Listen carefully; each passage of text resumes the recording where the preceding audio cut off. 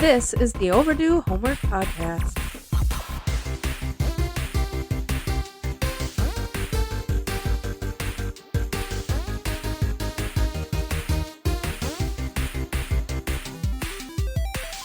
Welcome to the show. That's Trav. I'm Drew. And I'm Trav. This is the Overdue Homework Podcast, and we are here to give you our opinions on 80s and 90s media.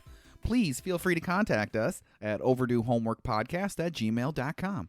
Trav, how are you doing? Pretty good, Drew. I've had a couple weeks off. Last week was awesome. It was celebrating our 10-year anniversary, so we went and had some fun. Congratulations. This week is taking care of my dad after knee surgery, so that's not so awesome. Not so awesome. I am glad that I was able to get off work and help him because he needs the help. Yeah, so, yeah. How about you, Drew? I'm doing really good. We got back from vacation also. Me and the fam, we went to a lake house.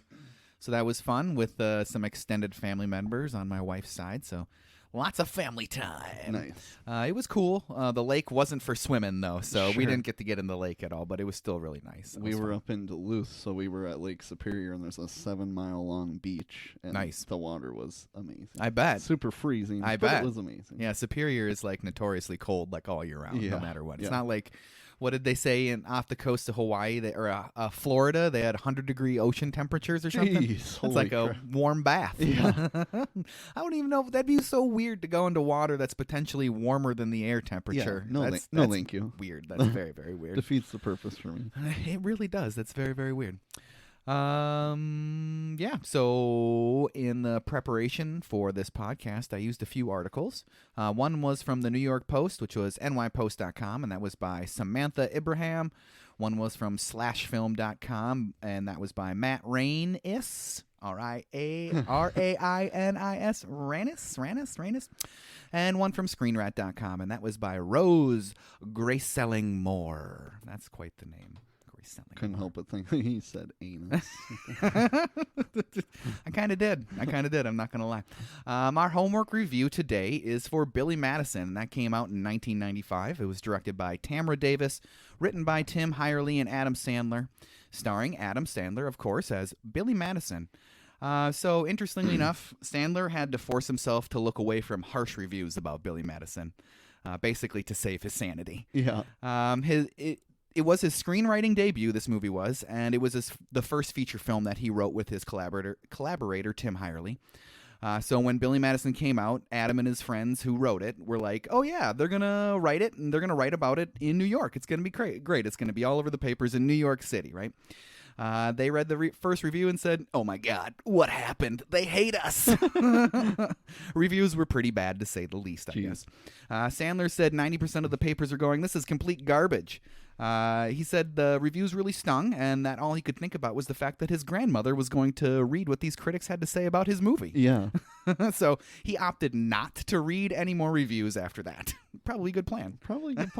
That's funny that it's Tim Hurley that he did this with, because the Hurley Boys is the thing in Saturday Night Live where Oh, yes, it is, isn't it? Christopher Hurley is trying to get Adam Sandler to go take care of people's houses while they're gone. That's the Hurley hilarious. Boys. That's Let him hilarious. sleep in your bed.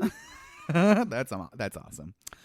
We have Darren McGavin as Brian Madsen, Bridget Wilson as Veronica Vaughn, Bradley Whitford as Eric Gordon, Josh Mostel as Principal Max Anderson, Norm MacDonald as Frank, Jim Downey as Principal/Judge of the Decathlon, Robert Smigel as Mr. Oblasky, the science teacher, Steve Buscemi as Danny McGrath, which was uncredited, and Chris Farley as the bus driver, also uncredited. Crazy. This movie was distributed by Universal Pictures, and its release date was February 10th, 1995.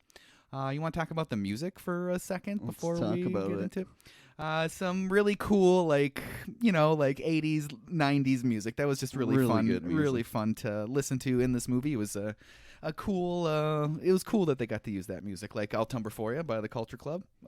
Absolutely loved it when Billy's dancing down the stairs. Oh, yeah.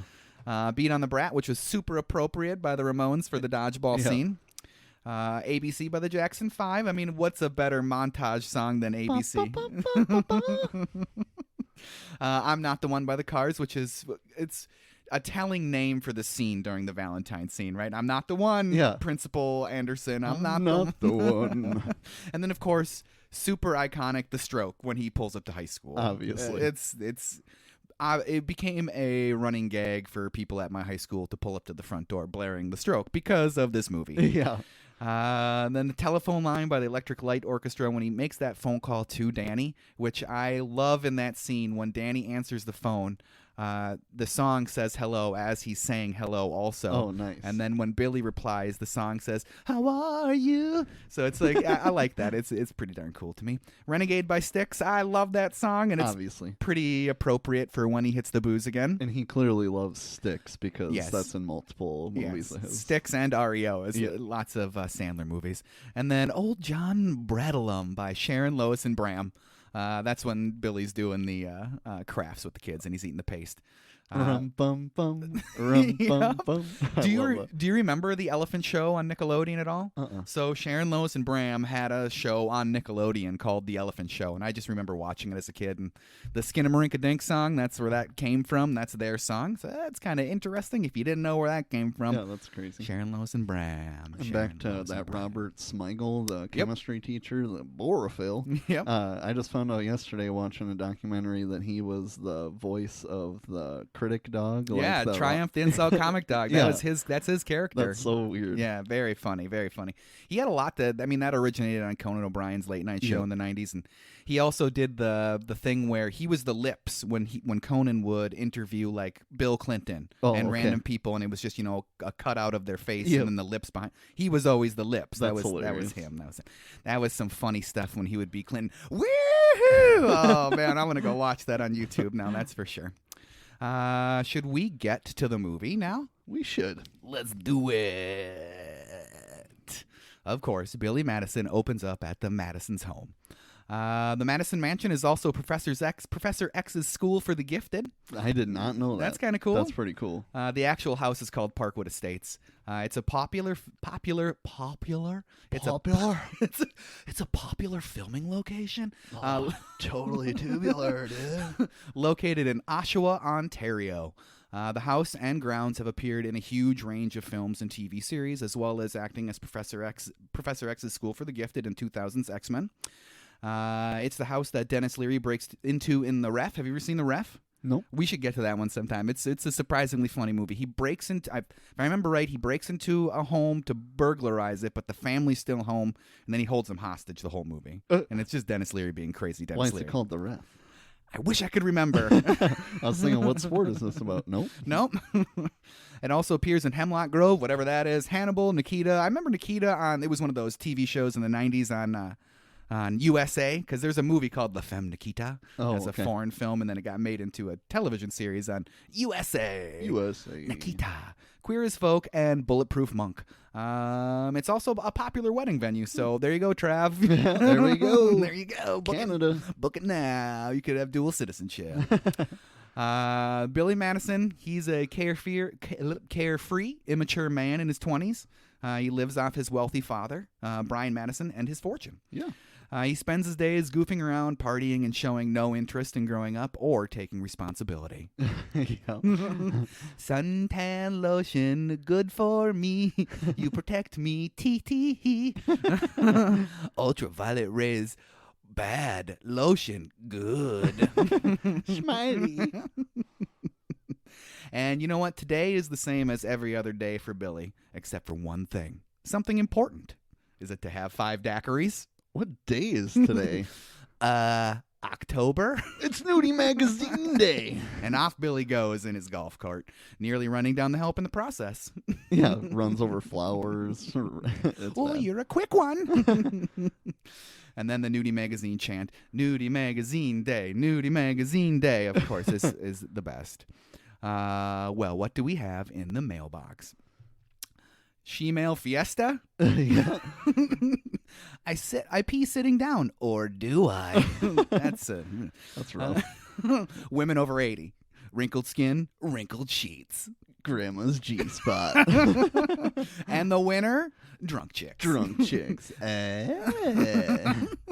So what do you think the 4th magazine was? Because there was 4. He had 4 in his hands. I could see it being like Grizzly Adams type like men, because he does that in Happy Gilmore. Yes, he does. He does. There probably is. I wonder what that was. The world's gonna never know. I don't think. I mean, if Drunk Chicks is the winner, it certainly can't be too good. Probably can't be good. But there's no time to masturbate. It's too damn hot for a penguin to just be walking around here. I gotta send him back to the South Pole. The chase is on at the Sacrifice of the Roses, and that dude there is the groundskeeper is not too happy about it.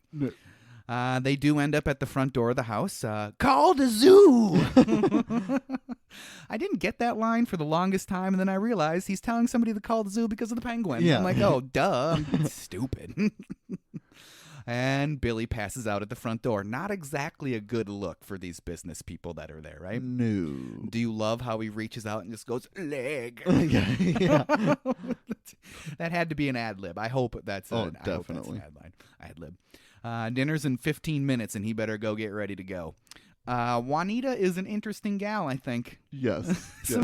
Some very fun comic relief in a comedy. Like, her stuff is so out of left field every time. Even though I know what she's going to say, every time it's just like, dang, that's hilarious. That boy is a fine piece of work. He's a fine piece of ass, though, too. She loves him. She does. She really does love him. It's dinner time, but Billy's holding up the show. Luckily for Carl, he ate some Triscuit crackers in the car. You should have had some. Well, maybe if someone told me there were delicious Triscuit crackers, I could have enjoyed them with you. That was obviously from Eric. It must have been money related, some money coming in from Nabisco to get them to talk about Triscuit on the screen, because that's such a weird line. So weird. Such a weird line. And Carl just says, I'm sorry. I'm sorry. Well, sorry doesn't put the Triscuit crackers in my mouth now, does it, Carl? Yikes. He loves those Triscuits. So interestingly enough, with Eric's character, Sandler wanted Bob Odenkirk to play Eric Gordon. That would have been amazing. It would have been good. And obviously, the role went to Bradley Whitford. Bob Odenkirk as this character, I mean, he's a completely no-name actor at the time, really just a writer. I suppose Mr. Show was on the air at the time, so he wasn't completely unknown, but mostly just a writer. It would have been interesting to see him do it, I guess. Brian Madison enters the dining room and has everyone sit for dinner. The role originally for Brian Madison was offered to Charles Bronson. Do you know who Charles Bronson is? I do not. So he is a pretty famous Western star, and then he had a whole bunch of movies that were one after another where he gained revenge on people, and I'm drawing a blank on it, so somebody email me with what that is. Yeah, please. He turned down the role mostly because his career was basically at an end. He's a very old man, would have been in his mid-70s, and probably had very little interest in doing the movie. Plus, Brian is kind of a minor character in the film. True. He's important to the plot, that's for sure, Brian is, because he's the reason everything's happening. He agrees to it. It's his company that's on the line, but I mean, minor character, Bronson's in his 70s. I could see why he'd be like, I don't want to be in some dumb movie with some comedy, some kid. I don't know who it is. But. Yeah. Brian at the table, Brian Madison asks, where's Billy? Well, he's on his way. I'm sure everyone will be very impressed. Billy's in the tub. Shampoo is better. I clean the hair. No, conditioner is better. I leave the hair silky and smooth. Stop looking at me, Swan. That was completely ad-libbed. Like, it was just they were just like shooting him in the tub, and all that stuff was ad-libbed by Adam Sandler. That's awesome. And leave it in there. Why not? This movie is super goofy. Billy made it to dinner, slurping that soup. Hey, Carl, what's up? He really does present himself as quite the goon, doesn't he? Seriously. Immediately, it's almost hard to like him at this point. Oh, definitely. It's pretty hard to like him. Sorry, Daddy. The gibberish is kind of hard to take. It's super cringy to me in a way. I'm just like, are you putting a hex on him? Yeah. It was his shtick in the 90s, and people loved all the craziness. It was a shtick, and I guess it was funny at the time, but for me, I don't think it really holds up very well, the gibberishness. It certainly doesn't. I mean, the beginning, Lauren had never seen this, so she's like, what the hell's wrong with him? It's like, kind of hard to even comprehend. Like, okay, I get it that he's immature and he's been spoiled his whole life, but there's got to be some sort of, like, respect factor somewhere in there, but apparently not. Apparently not, the gibberish, man. Eric antagonizes Billy at the dinner table. I don't know how Brian didn't see him doing the things he was doing, especially when he had the parsley in his mouth. Yeah, okay, it's funny, but come on. Brian has enough, and he kicks Billy out of the house. Billy ends up having dinner with his pals at the local burger joint. Pickles on the window. I had no idea that was a thing. Yeah. Have you ever tried it? I've never tried it, but I've seen it in more than just Billy Madison before. Really? I've never seen it before. What else is it in? I don't know, but I've seen it in a different movie. That's crazy. I wonder if before was it before? I think it's after Billy After. Madison, So maybe it's an homage, or people do it. Right. There's got to be some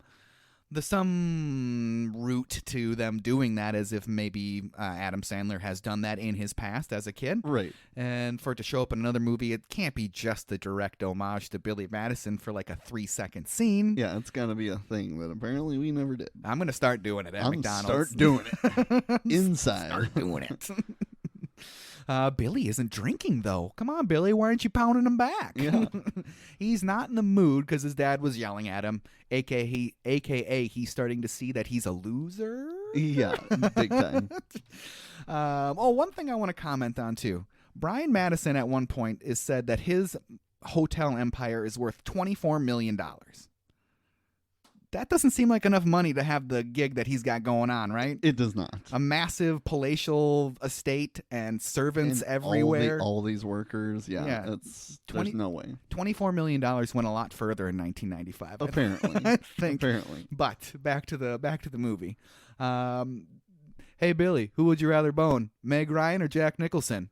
Nicholson now or 1974? 74. Meg Ryan. I love how confused Frank looks. Like, why would you choose Meg Ryan? It's Jack Nicholson. He's like, what? Come on. And he even says 74, so you would think that'd be then Nicholson. But Yeah, it still goes Meg Ryan. It does also show that Billy is like entertaining the idea that at 1974 Jack Nicholson might be hotter than Meg Ryan. Yeah.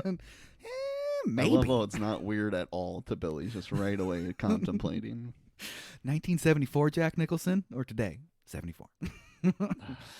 We get to move over to Brian Madison's billiard room. Brian is the CEO of the successful hotel chain.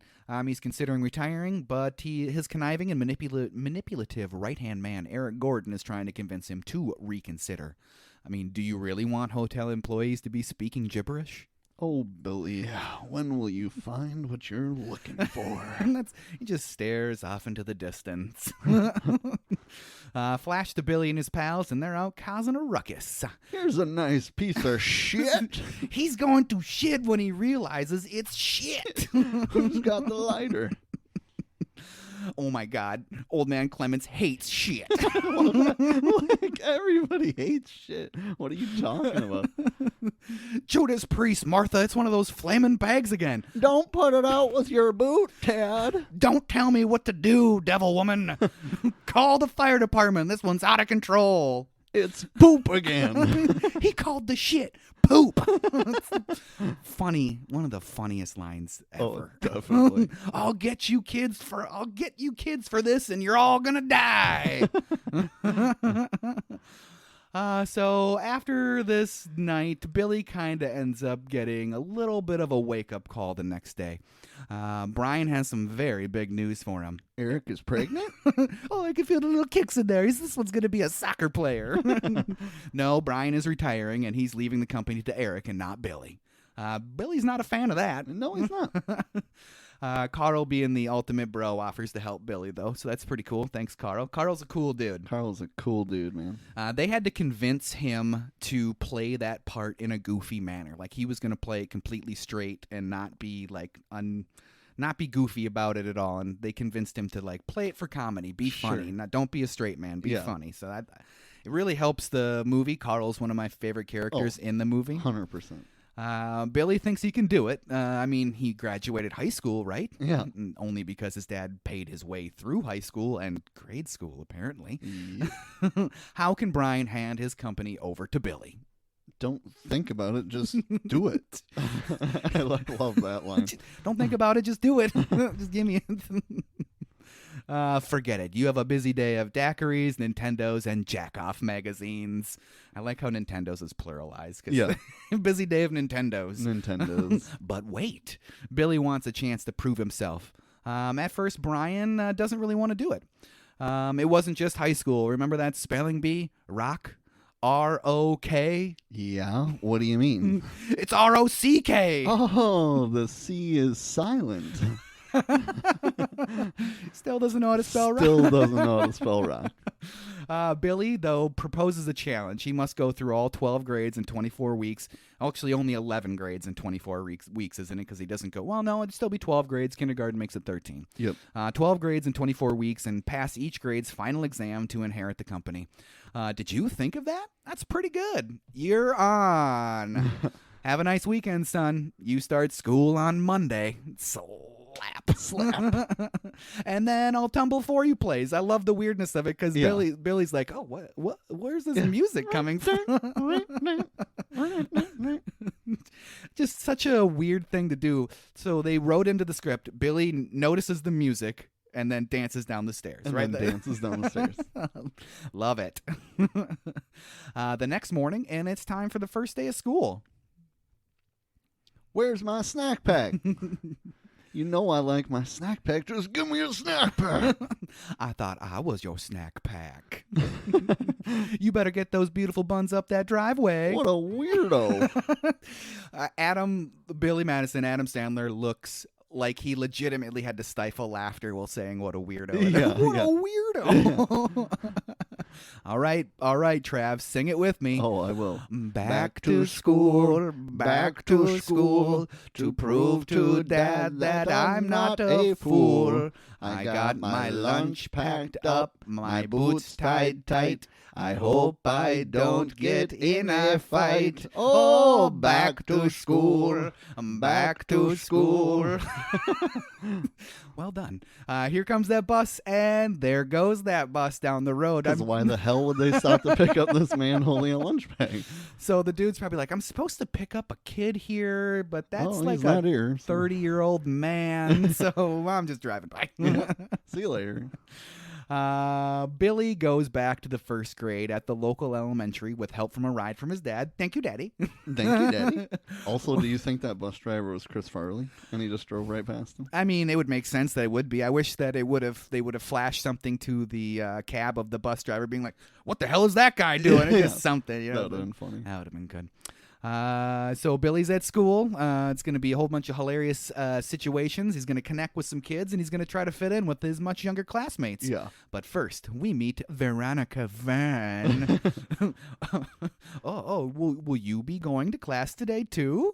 I'll be going to class to teach. How about you? I'll be going to class to learn. Oh, you must be Billy Madison. Yes, I am. Don't you think it's a little pathetic? The only reason you get a second chance at school is because of who your father is? Yes, I do. Well, at least you know. By the end of that conversation, she seems like she's a little bit into him, even then, right? That's funny, because literally right after that line, Lauren said, let me guess, she eventually falls for him in the movie. Of course, obviously. Well, it's the hot lead in an Adam Sandler movie. In an Adam Sandler movie. Of course they're going to fall in love. That wasn't established quite yet, because this is his first, movie, but it is established now in this movie. It is a running theme. Billy finally makes it to his classroom. Hey, mister, guess what I had for breakfast? Beans. Scotty likes beans, don't you, Scotty? Billy gets introduced to the whole class, and he is welcomed with open arms, quite literally. Yeah. Miss Lippy is most certainly an odd duck. Yes. She's a very stereotypical young kid teacher, it seems like. Definitely. They have story time, and Billy is taking it very, very silly. Whoa, Miss Lippy. I don't like that the little boy gave up for his puppy after, an hour? You don't give up after an hour of looking. You get your ass out there and you find that fucking dog. I think it's time to play dodgeball. That's such a great, she's like, okay, let's go. Make the kids forget about that. Dodgeball time. Dodgeball is fun and it should be a good time for everyone, right? Yeah. Billy's out before the game can even start. You're out. Oh, Doyle rules. Oh, Doyle rules. So Billy goes back inside and he busts Miss Lippy doing some interpretive dance. I'm out. I'm up. Dodgeball time is a special time, not just for boys and girls, but Miss Lippy too. So she ushers Billy right back outside. Yeah. Now you're all in big trouble because he catches the ball right away. Yes, he catches and the ball it's right away. Pretty much a wrap for all these children. And what school would ever let this happen? I mean, even without Billy there, just unattended recesses I don't ever remember not having a teacher out there watching kids for recess. But the fact that you got a 30-year-old man out there who is playing dodgeball with these kids, whatever. Miss Lippy's got some dancing to do. She does. She certainly does. The funny thing about that scene is Sandler was not faking those throws, apparently. Nice. He was throwing the ball as hard as he could. Those cries of ouch and stuff that you hear are the real cries of those children, apparently. Many of the kids cried when the scene was being filmed, causing the director having to cut away from their faces so it wouldn't be shown in the finished product. That's savage, but hilarious. It plays to good effect, I guess, in the movie. Movie. Well, thankfully for those children, it is now lunchtime. Mortal Kombat on Sega Genesis is the best video game ever. I disagree. It's a very good game, but I think Donkey Kong is the best video game ever. Donkey Kong sucks. You know something? You suck! Crafts are next, and Billy loves that paste. Yeah. It's particularly funny how he offers it to that little girl, and even the little girl's like, no. What are you doing, dummy? What are you doing? I'm not going to eat the paste. No, thank you. Just as quickly as the day started, it's ending, and Billy's first day of school is in the books. Billy runs into one of his classmates' mothers. Is she hot? I mean... In like a mid-90s kind of way? Yeah. by the end of the movie, no. Not hot. The mucus queen. The bus driver is certainly ruining his game at this point, waving him onto the bus after he's trying to put the moves on her. I ride the bus for the city and watch the bus drivers and make sure they do the correct turns and whatnot. And then, of course, Miss Lippy adds a little bit insult to injury. You forgot your stuff. Thank you very much, Miss Lippy. Next, we get to see Eric in his office, and he straight up tells us that he wants to eliminate Billy. Eliminate him. While he's teasing a rat in a cage. Like, jeepers. Yikes. He's so stereotypically evil. It's comical. Yeah. And I'm sure that's what they were going for. Back at first grade, and much more kindergarten vibe than first grade for me. Billy's doing some fart noises during roll call, which is hilarious. Yeah. I'll love that. Next, Billy's having a hard time using the bathroom, falling away from the urinal. Yeah. Sideburns in the stall, just being creepy, because he's not on Eric's payroll yet, is he? No, just being creepy in the boys' room. Just being creepy, and not that I'm trying or anyone's trying to see Adam Sandler's pee-pee, but I love how he unzips and then falls backwards, and he's just good. Yeah, he's good. It's good, and he gets up and he's fine. Like, okay, it's good. I guess. Billy leaves the bathroom and he runs into Miss Vaughn in the hall. You want some of this milk? That belongs to that classroom. Oh, they don't got to know about it. It could be our milk. No milk will ever be our milk. Oh, that wasn't very nice. How about you, Sideburns? You want some of this milk? I'd rather have a beer. Sideburns. Rollo. What a name for that guy. Back in class, and Billy is cleaning the erasers. Miss Lippy is smearing that paste all over her face. Oh, right. And it's nap time. It's nap time. Billy's drooling all over the floor. Good job, Billy. So much. At arts and crafts time, Billy drew a blue duck. It's an excellent blue duck, and congratulations, you've passed the first grade. That's quacktastic. That was the gauge to pass first grade, drawing a blue duck. A blue duck. A blue duck. You've done it. Yep, not testing whether he can read, write, do simple math. It's a blue duck. Nope. You passed. Well, you passed. Guess what? It's party time. It's party time. Billy throws a massive party at his mansion, inviting his classmates, teachers, and other eccentric characters, like Frank. Yeah. You want to feed that donkey some beer and get it messed up? Maybe later. I'll go find a bucket with beer. Eric in that 3-legged race is hilarious. Hilarious. He's just dragging that kid. Come on, kid, get up. You're embarrassing yourself. And one potentially dead clown on stilts. Everybody just laughs at him Just after he laughs. cracks his head on the ground. We get to see Eric Gordon scheming in his office a little bit more. Eric is becoming increasingly threatened by Billy's progress and attempts to sabotage his efforts and take over the company. He uses some deceitful methods to try and expose Billy, like having sideburns on his payroll. Yeah. Rollo is mostly useless. Billy likes soda. Miss Lippy has a green car. Eric now knows that Rollo is an idiot, and he's pissed because Eric is pissed through this whole movie. And he knows how dumb Billy is. I'm honestly shocked that passing first grade makes him think, like, now the whole plan is screwed. The shit's hitting the fan. It's first grade, man. Chill out. It's Billy. Literally, it's Billy. Come on. You'd think that he would have more confidence, I guess. But no way first grade would worry him in any way. Mm-hmm. So now we're at the second grade spelling bee. Sometimes when Billy's being a jerk to the kids, I seriously don't get it because he's like an adult man. Yeah. I mean, he's supposed to be immature, but he's an adult man. Yeah. Like, it's kind of weird. Like with the misspelling of the word couch. C-O-W. No. Billy, if you spell this correctly, you pass the second grade. Couch. C-O-R.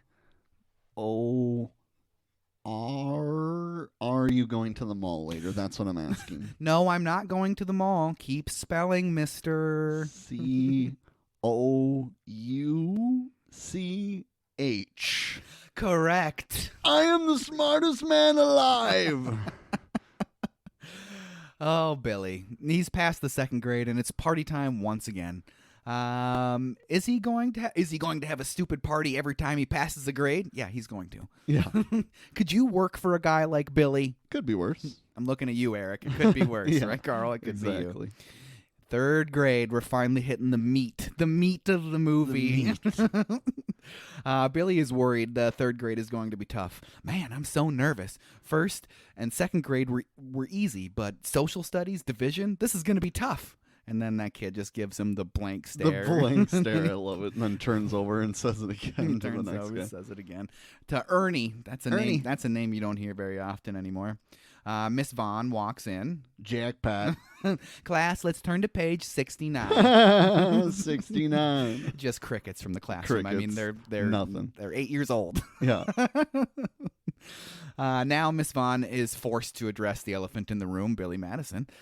Billy is a nuisance. He will be gone in 2 weeks. I apologize for this inconvenience. Jeez, what's up her butt? What was that? I said, reading is good. Can we start the story now? Dan, you may begin. Kid's having a hard time. Yeah. Kid can't even Kid read. can't even read. Today, Junior. Making fun of a little kid who's trying to read. Are you a psycho? Keep your mouth shut for the next 2 weeks or I will fail you. Do you understand? I see your lips moving, but I was injured in the ear. I'm deaf. So Veronica leaves Billy in the hall. Oh, Veronica Vaughn, so hot. Want to touch the hiney. Ow. You can't make that joke in a movie anymore. I suppose you could still make that joke in a movie as long as the character isn't representing our hero in the story, I suppose. That's true. Back at home, and Billy is complaining to Juanita about his hardships. With Miss Vaughn, maybe she's holding you to a higher standard, or was there something up her ass? That's what I said. Oh, Billy, do you want me to take my shirt off for you? No, that's okay. Okay, just so you know, the offer stands. We get to go back to school, and Miss Vaughn busts Billy doodling hot chicks in his notebook. Just great. Oh, Veronica. Billy Madison, would you like to practice some cursive on the blackboard? How about dugout? And then he does it perfectly. How about bunt? B-U-N-T, bunt, in perfect cursive. Any more brain busters? How about risotto? can't do them Z's. Can't do those. They're looking like some squiggly R's. Raruto? He's not a word. Rizzuto's a dude. Or as a guy or whatever he says.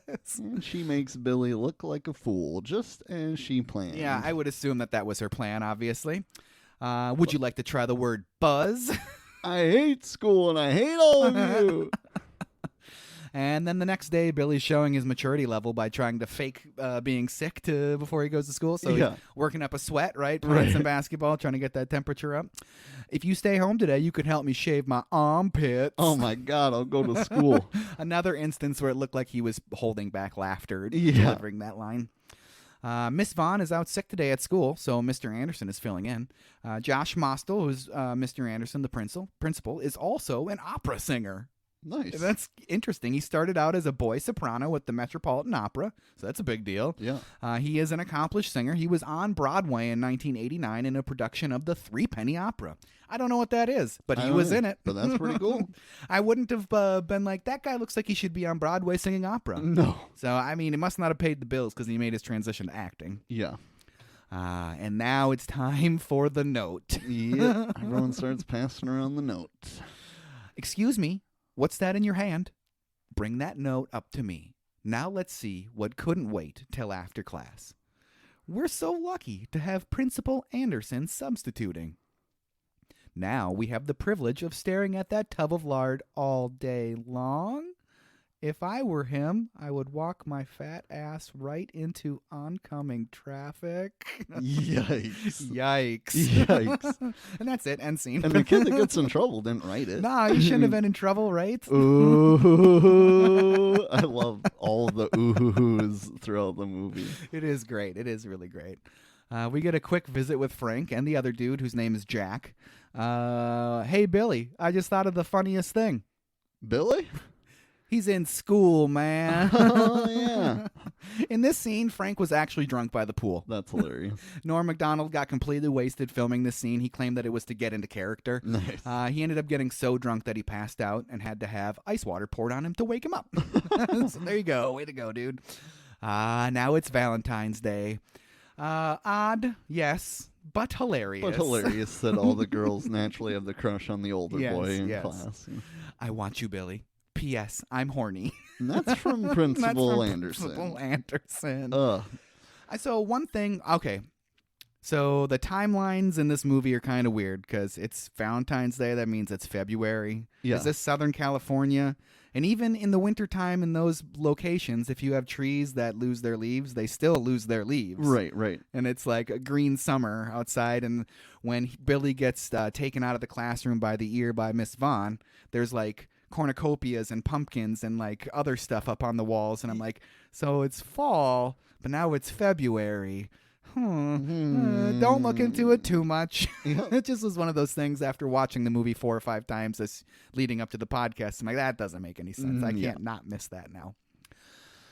So the next day after their party, Billy has Ernie call Miss Vaughn to find out if she likes Billy. And it goes pretty poorly for Billy. Yeah. Ask her if she would ever go out with somebody from class. Just do it. No, just do it. You see, Ernie, grown-ups like to go out with other grown-ups. What about Billy? You're more of a grown-up than Billy. I'll give you a grown-up. What was that, Ernie? Nothing. See you in class tomorrow, Miss Vaughn. You blew it. Like, what do you mean Ernie blew it? You blew it, you moron. You blew it, Billy. Field trip day is next. It's my favorite part of the movie is field trip day, I think. Oh, for sure.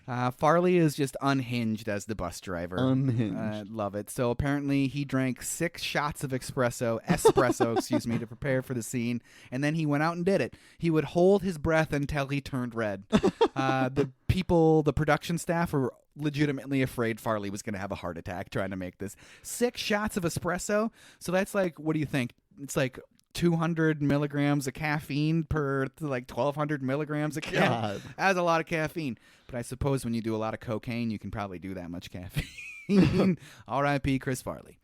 I dare you to throw the sandwich at the bus driver. Hey! I'll turn this damn bus around. Ruin your little field trip. Real quick.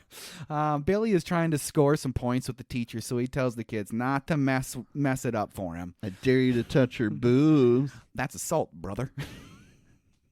You double dare me? And he does it. Ridiculous. Sorry, this guy drives like a maniac. I double dare you. And then at the end, he's like, it's accident, tit. He literally says tit at the end. I'm like, tit. Okay, that's funny. The bus driver then angrily eats his banana and chucks the peel out the window. Foreshadowing. They get to the farm. That old lady kills me every time. Yeah. What is a horseshoe? Are there horse socks? Is anybody listening to me? No, nobody's listening to you. Billy does apologize to Miss Vaughn, though. You have to admit, I've been trying to be good lately. Well, you're not the first guy to try to grab my chest. That's weird. That's weird. She's okay with it. She's okay with it, and she's referring to students, right? I would assume so, or maybe just her after bar party life. I don't know. In general, I just have guys reach for my breasts all the time. People try to grab my chest all the time. It's no big deal. Miss Vaughn tells Billy that she's trying not to hold him to a higher standard than the other kids, but maybe I should. What are you, 50?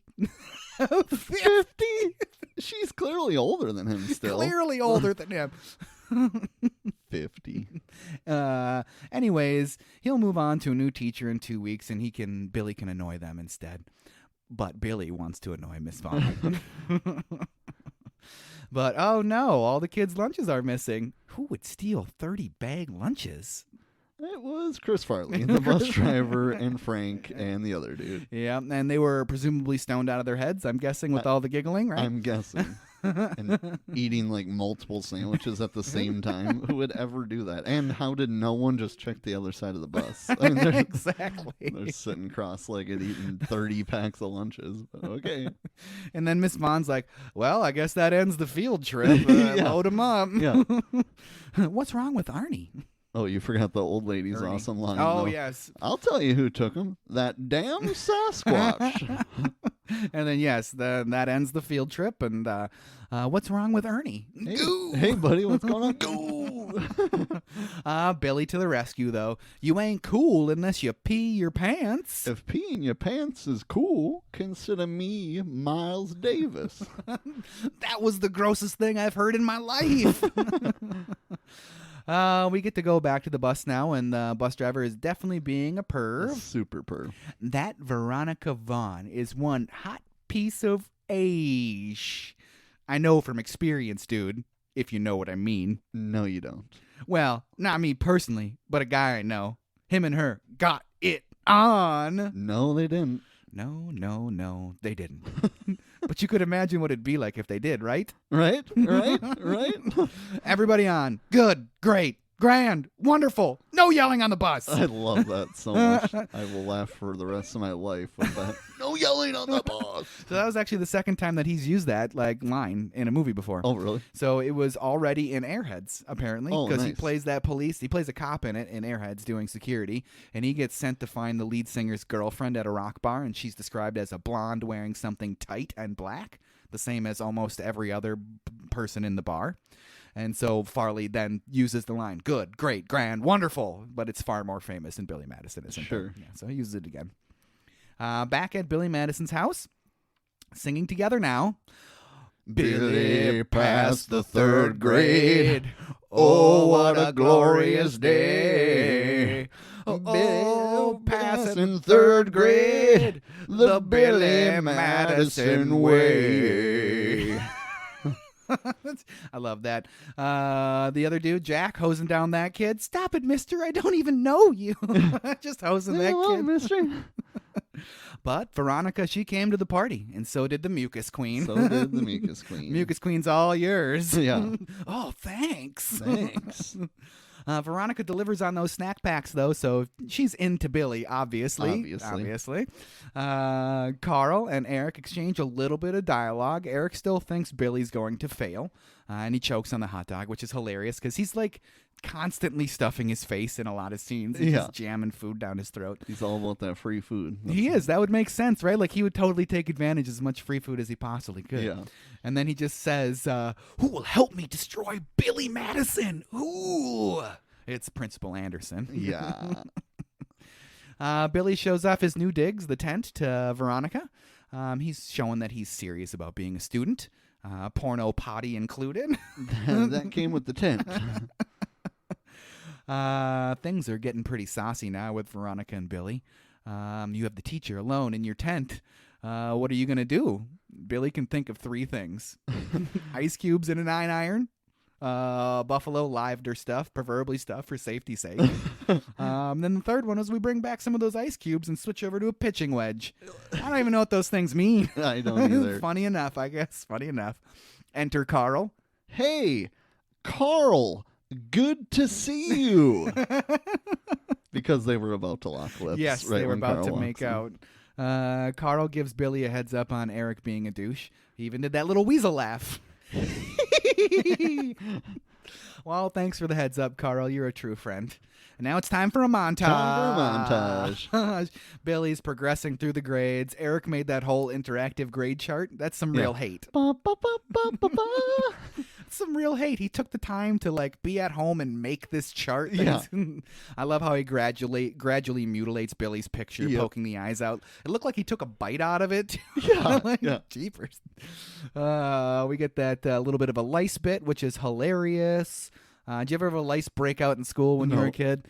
We did. I'm trying to remember. We did, yeah, for sure. I remember having to go to the nurse and all the kids getting checked and stuff. And one time my daughter brought lice home from daycare, but luckily we were able to contain it to just her. So that was great because I don't want to have lice. I find it weird that the nurse uses the same comb for all the kids. So checking for lice. Okay. Yeah, that is true. She probably shouldn't be using the same comb. Yeah. By the end of the montage, Billy has made it into the 7th grade. So that's fast forward on a few grades there. Yep. Some tent time, and Billy is getting frisky with that picture during his study time. I don't know what he gets out of making out with the photo frame, but I'll laugh at it. I'll laugh at it. Lauren was dying that he's grabbing imaginary boobs while he's doing it. He's really into it.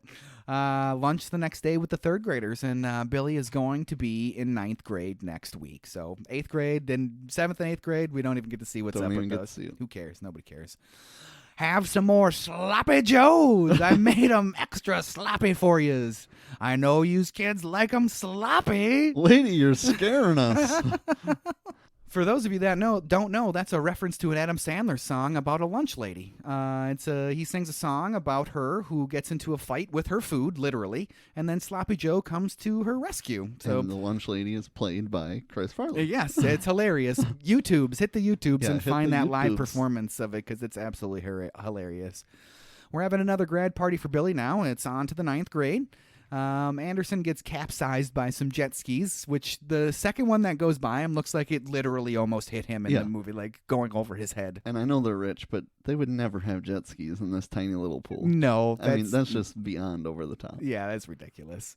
Giving Eric the chance to... So Anderson gets capsized, so he's going to go find a bathroom. And this is giving Eric a chance to corner him and set him up for his blackmail scheme. I have the August 1983 issue of Wrestling World here. There's a terrific article about a wrestler named the Revolting Blob. Well, Anderson was the Blob, and he killed the dude. He killed the dude. Then became principal to go into hiding. Correct. Killed the dude. Now he's a principal. Now he's a principal. Madison Hotel is good as mine. Just so stereotypically evil and villainous from him. I love it. Yeah.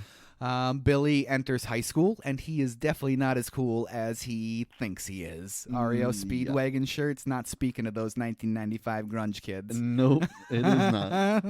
And, of course, the stroke, comically being played for ridiculousness. Just ridiculousness. I love it. Absolutely love it. We move on to science class with Robert Smigel. Billy's trying to be the class clown. Chlorophyll, more like borophyll. Crickets. Nobody laughs. Crickets. And then that poor girl next to him, right? Yeah. She calls him a loser, and Billy goes on the attack. No, I will not make out with you. Did you hear that? This guy's up here talking about God knows what, and this girl wants to make out with me in class. Yikes, poor lady. Which she's at the end, and Jack tries to make out with her at the end of the movie. It's the same girl, which is weird. Come on, Jack. Definitely weird. Lunchtime, and we meet the next O'Doyle, and Billy gets some pudding on his head. Yeah. O'Doyle rules. Billy gets to meet his new friends, the previous losers that Billy stole the attention of the bullies from, so they're feeling pretty good about this whole situation. Are you in loser denial? Billy kind of is in loser denial. He definitely is. So, feeling depressed, Billy decides to leave and go visit his third grade buddies. They are all very excited to see Billy, obviously, because they love him. Billy tells them that high school is great because lying at this point is the best thing that he can do for these poor kids. Yeah. That's the best thing he can do. I can't wait till I go to high school. Don't you say that. Stay here. Stay here as long as you can. That's for sure one of my favorite parts, just shaking this chunky little kid's face. Oh, man. You can just hear... You just hear the face shaking. Oh, man. But Billy goes out to the hallway with Veronica and gets a little consoling from him. Suck it up. 8 more weeks and you're set. Suck it up, dude. Suck it up, dude. It doesn't feel so great to be called a loser, does it? No, Billy, it doesn't. And it took this for him to realize, not him being a jerk to little kids on his way to 9th grade again. No, it took this for him to realize. It took this. Maybe the first time you went to high school, you weren't as nice to kids you thought were losers. Yeah, maybe, Billy, maybe. So, time to make some amends with probably the kid he picked on the most the first time around in high school, Danny McGrath. Billy apologizes and gets removed from the kill list. Yeah. I think Billy's going to be glad he called that guy. Yeah. Then some lipstick, and Danny leans back for some reflection time. And this is Steve Buscemi, yes. So it's just amazing. Yes, it's just amazing. So when Buscemi crosses Billy's name off the kill list hanging on the wall, the rest of the names were actually crew members on the film. Oh, nice. Billy Madison is also the original Sandler and Buscemi team-up movie. Technically, they worked together on Airheads, but it wasn't a Sandler project. Oh, okay, sure. And despite many memorable parts in other movies that Buscemi had, let alone other Sandler movies like The Wedding Singer and stuff like that, Mr. Deeds. Yeah, Mr. Deeds. Buscemi says that Billy Madison is his favorite Sandler film role. That's awesome. That's pretty cool. I like that. We get a quick flash of that banana peel foreshadowing once again. There it is, still on the road. And it looked like that car was going to hit that banana peel and then moved out of the way of it. Yep. It went around it as if it's known in this universe that if you run over a banana peel, you're going off the road. You're going off the road. It's straight Mario Kart style in 95. This just in on the news. Principal Anderson accuses Billy of paying him off. Next on News 9, a shocking story of power and corruption involving a hotel tycoon. How his 27-year-old millionaire son cheated his way through elementary school. No, maybe it's someone else. That's such a great one-off line. Yeah, and they all just stare at the screen like, maybe. Maybe. Well, the shit does hit the fan, and Billy's dad is pretty pissed about this. He does not believe Billy at all. He thinks Billy paid him off. The deal's off. Eric's got the company. Wow, good news for me. Billy has given up, and he's hitting the booze again. He's back on the booze. We get a drunken visit to Miss Veronica Vaughn. You're looking hot tonight. The conversation doesn't go very well, and Veronica doesn't really like to see Billy like this. And then Billy spots the penguin behind her. Oh, I see what's going on here. So sorry to interrupt. Proceed. Billy, you've lost your mind. Boys' night out instead, I guess, for Billy. The next day, it's Veronica to the rescue at Billy's house with a stiff kick to the ribs. Huge stiff kick to the ribs. Very stiff kick to the ribs. Like I could see Billy being the next to be like, I don't think I can get out of bed. And she's wearing boots. Like I don't know what they're called, but my dad always called them shit kickers when I was growing up. And literally, that's what she uses to hit him in the ribs. What she literally does. She tells Billy that she needs to talk to him, or really, I want to fight you in the pool. I guess let's fight in the pool. What's going on, man? Billy and his girlfriend are playing water polo or something. Hey, maybe they're playing Marco Polo. Marco Polo. That was a great game. Oh, Veronica wants to know what's going on with Billy.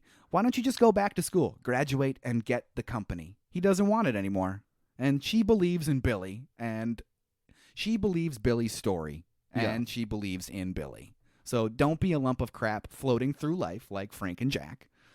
You say you're not a loser, Billy Madison, so win. She's just inspirational all over the place for Billy. Oh, and then the Yes, I Will Go Back to School musical number. We will not sing this one for you. We won't sing this one.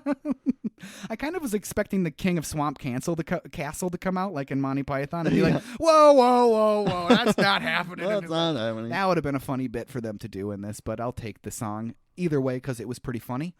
Everyone comes together to help Billy, and Veronica sings about her rack. Yeah. Plus, Clown Dude isn't dead anymore. I bet you thought that I was dead. Nope, just laying there for like 3 weeks. Had a hemorrhage in my head. Do you have any more gum? More gum. I don't. Do you have any more gum? I don't get that ending of this. That's the weirdest ending. I love it. It's just such a non sequitur. It's just great. Billy's third grade classmates, they pay a visit to Mr. Anderson because they know that he did Billy dirty. Mr. Anderson answers the door in his blob mask. So if he's trying to hide from, maybe don't go to the door with the blob mask. Maybe don't do that. They are able to get him to come clean, and so he does. Eric is pretty pissed about it.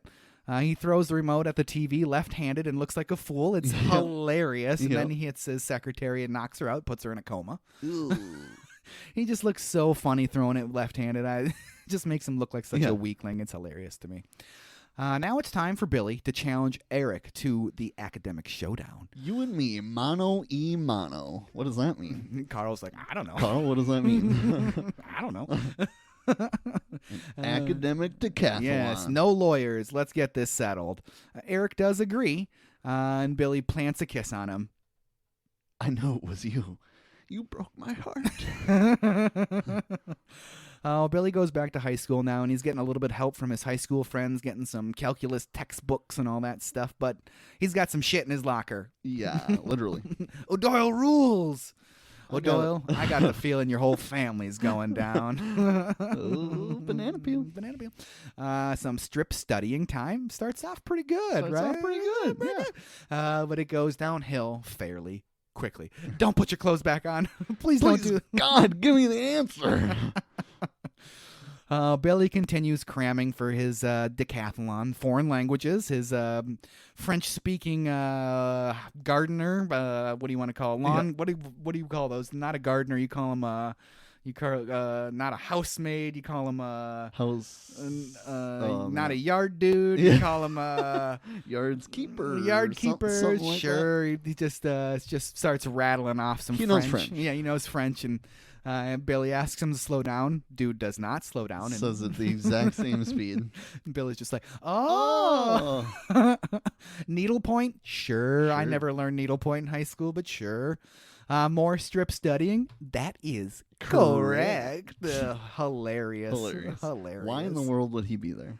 Why wouldn't it be like he's putting clothes back on or something when he gets it right, but instead he is also taking layers of clothes off for all these answers. Any way you look at it, hilarious. I mean, I love it. Yeah, me too.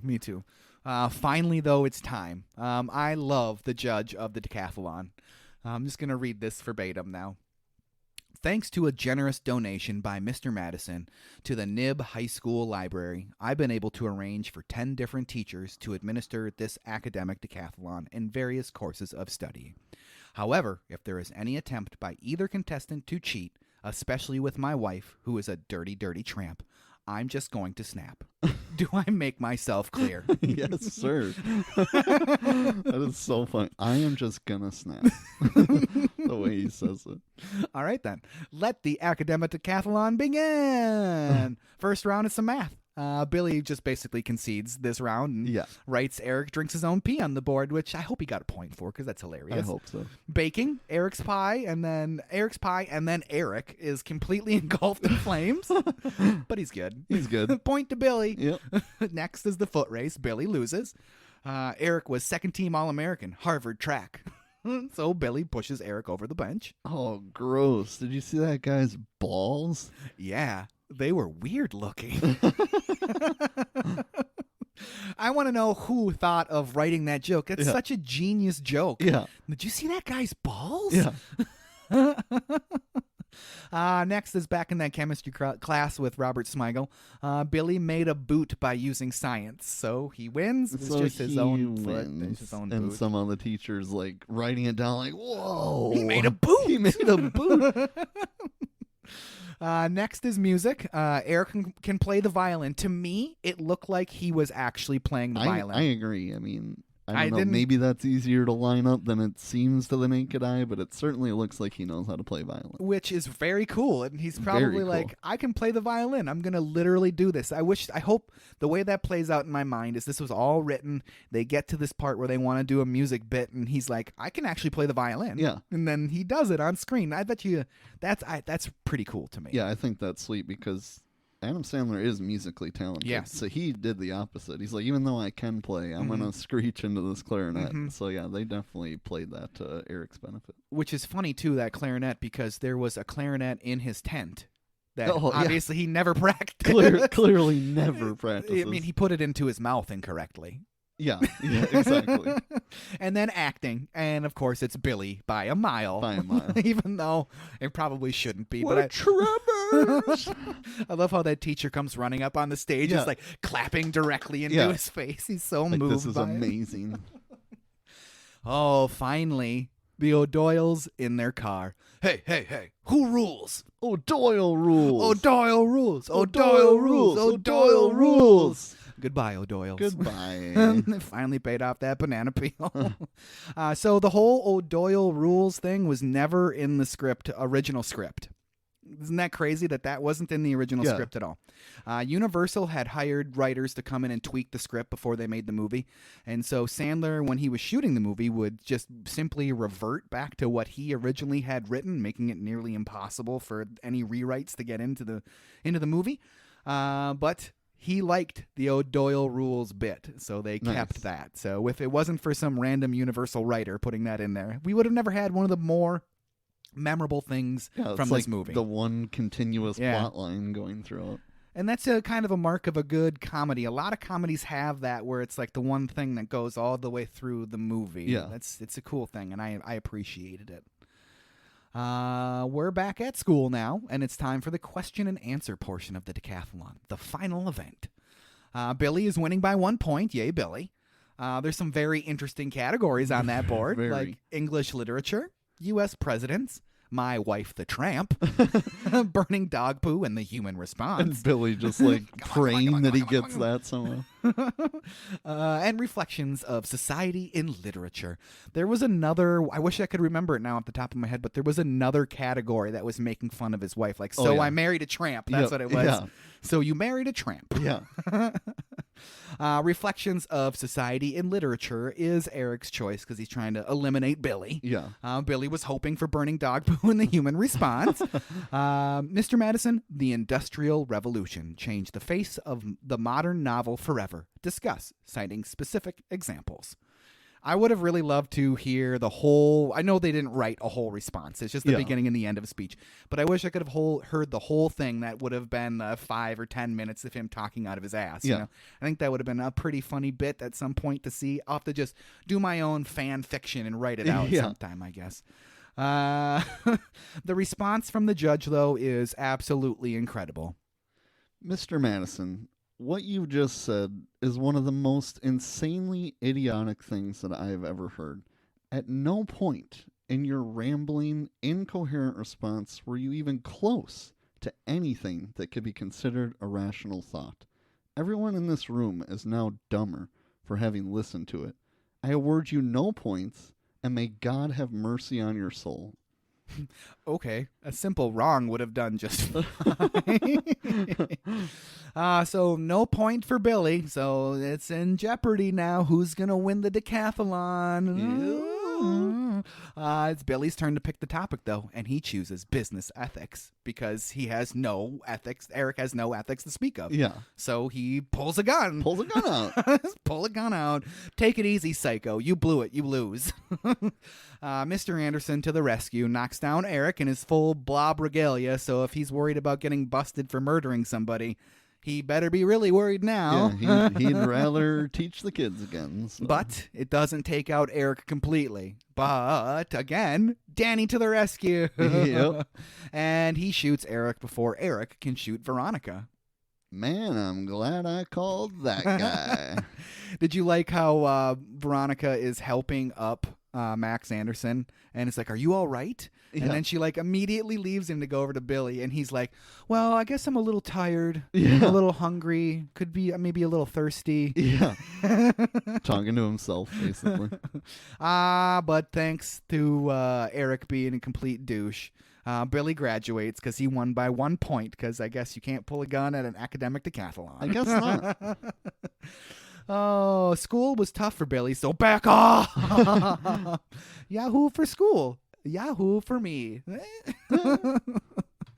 Oh, but Billy, he decides that the hotel biz isn't for him, and he gives the company to Carl. And I absolutely love that. And Yes. Carl, like you said, is one of the best characters in the movie. But he's got to be as close to his dad's age as possible, right? Yeah, at the most, there'd be like a 10-year age difference. At At the the most. most. So maybe in 10 years, Billy will take it over. Take but it still, over. I guess that buys him time, you know. At the most.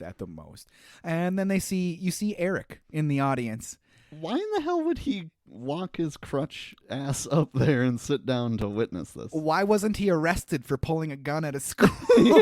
like, oh, you're fine. You can still be a part of the company. It's fine. Yeah. I know you tried to shoot people that I love, Brian Madison would say, but you can still be here. Yeah, you can still be part of the it's company. fine. Okay. Billy is going to go to college, and he's going to become a teacher. He's been really inspired by these children, it seems, and he says, I'm out of here. Max, what can I say, buddy? You saved my life. You don't have to say anything. I'm so proud of you. I'm still horny. Jesus. I hate that part. do That's too. just I do too too. much. I do mean, too. the card is funny with Yes. the Valentine, Yes. but this is just beyond weird. You're in front of all these people. And then he humps them, and then he just walks over, and no one even like bats an eyelash. It's like, okay, I guess. But this is where all the making out begins at the end of the movie. Which is amazing. It is. Veronica and Billy, obviously. Frank and the lunch lady. Nice. Miss Lippy and the clown. Yeah. The mucus queen and the teens. Yep. That's a little iffy. Yeah. Jack tries to make out with that high school girl She ain't having it. No, she ain't having it. Juanita and Danny is the best one. Yeah. And then the bus driver and the penguin. Which is rough. It's funny, it's though. very I mean, rough. when he's getting a handy by the penguin, I just can't help but die laughing. And then the penguin starts to touch his nipples right at the end, Yep. too. It took me a long time to put together that that's what was actually happening. I was like, oh, that's what's actually happening. Roll credits. Quick question for you. How does anyone at Billy's school still have a job? Anyone. That's pretty true. I don't know. Maybe Brian Madison paid to keep it open or something. Maybe. That brings me to the next point. How is any of this legal? Any of it, right? Yeah, I mean, none of it, obviously. None of it. It's There's a movie. there's no way anybody could just pay to make something like this happen. No. Especially when your fortune is worth $24 million. Exactly. In the first 10 minutes of the movie, Brian says, I paid your way through school, right? Yeah. It's called bribery. It's called bribery. So that wraps up Billy Madison, Trav. What did you think? I mean, obviously, I love the movie. This Yeah. was certainly not a new homework assignment No. for you or I, but if anyone hasn't seen this, you're welcome.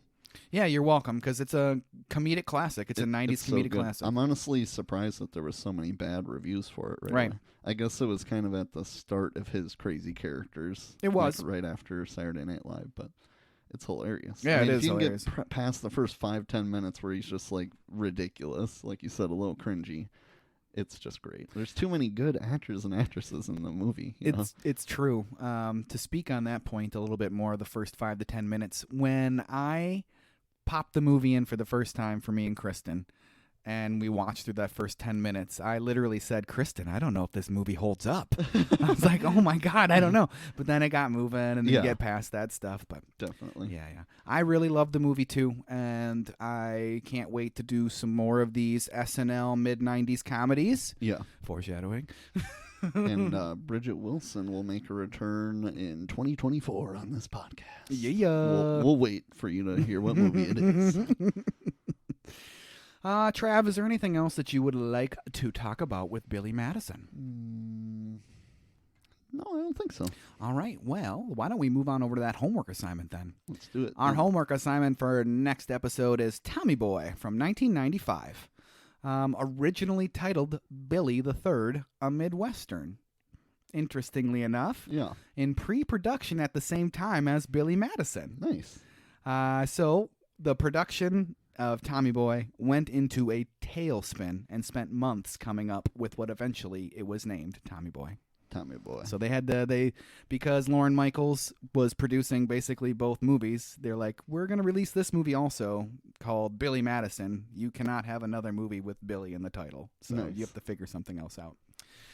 This movie was directed by Peter Siegel, written by Bonnie Turner and Terry Turner, produced by Lorne Michaels, starring Chris Farley as Tommy Callahan III, David Spade as Richard Hayden, Bo Derek as Beverly Burns Barish, Tommy's stepmother, Julie Warner as Michelle Brock, a high school classmate of Tommy, who later becomes his love interest, Dan Aykroyd as Ray Zielinski, Brian Dennehy as Big Tom Callahan Jr., that's Tommy's father, Sean McCann as Frank Rittenhauser, the vice president of Callahan Auto, and Rob Lowe as Paul Barish, Tommy's older stepbrother. And Rob Lowe's acting is uncredited in this movie. I'll tell you more about that next episode. There we go. Cinematography, for those who care, is Victor J. Kemper, edited by William Kerr, music by David Newman, distributed by Paramount Pictures.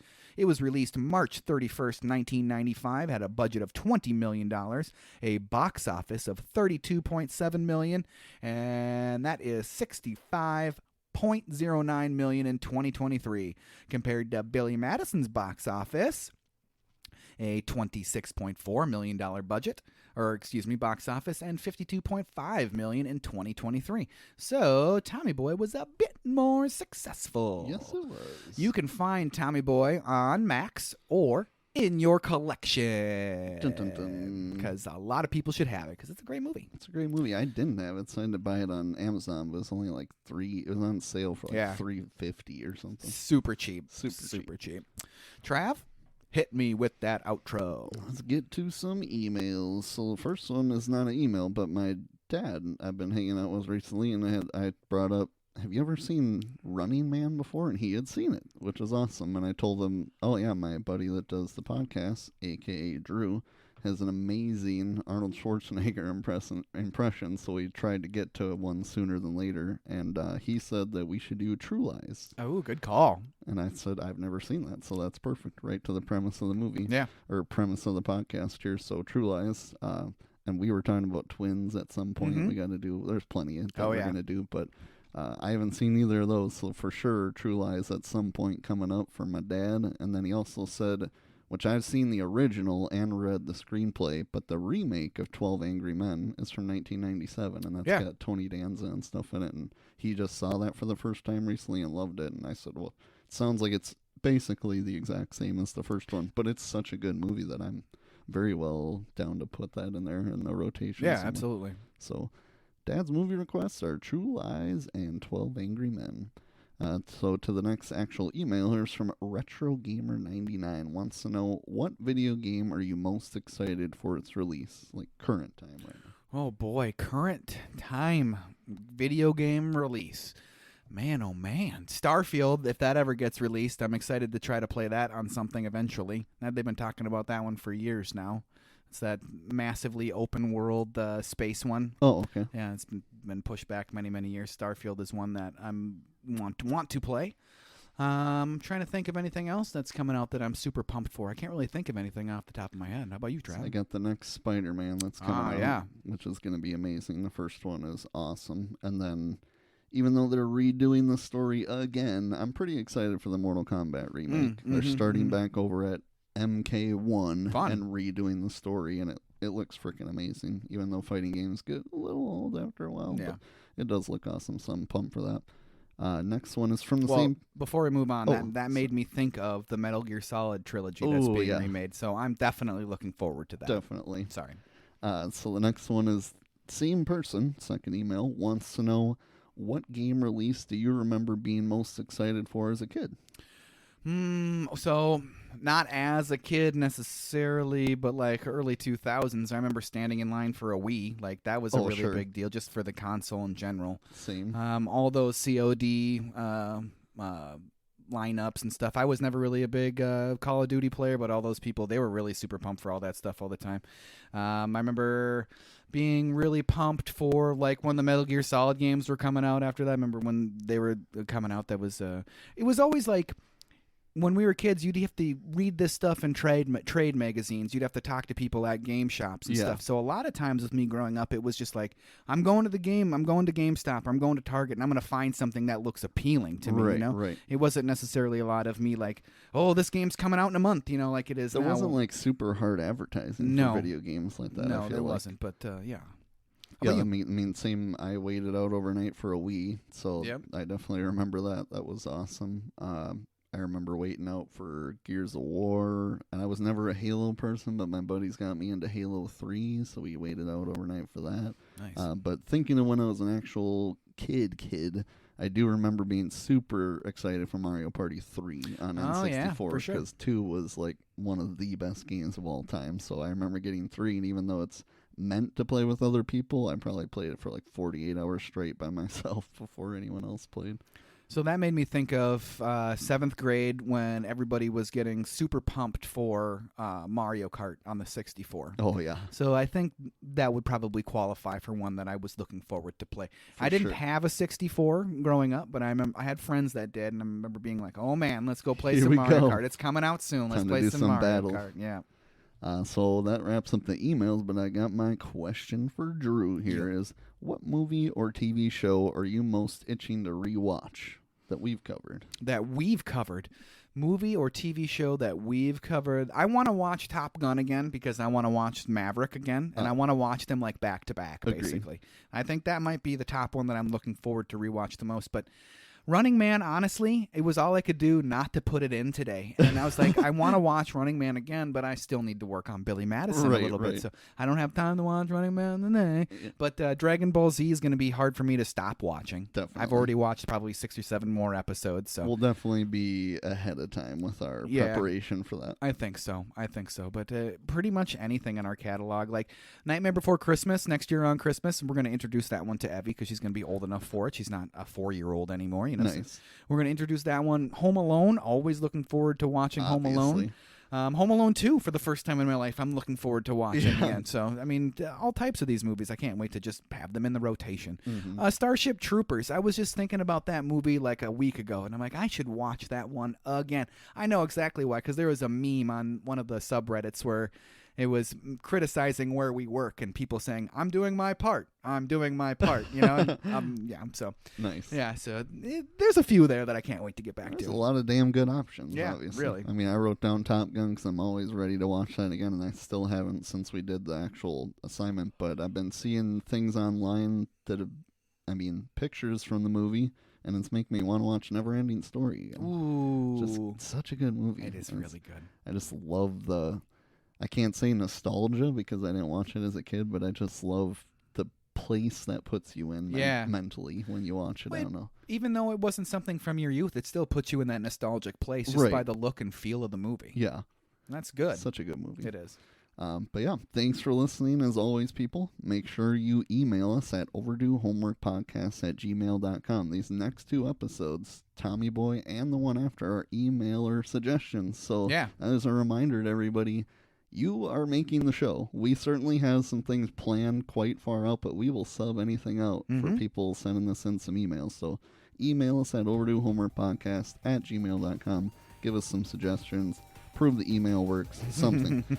Please follow us on Instagram and Facebook at Overdue Homework Podcast. We try to put out weekly posts on there, updates, let you know what's coming up. And as always, make sure you tune in to the next exciting episode of the Overdue Homework Podcast.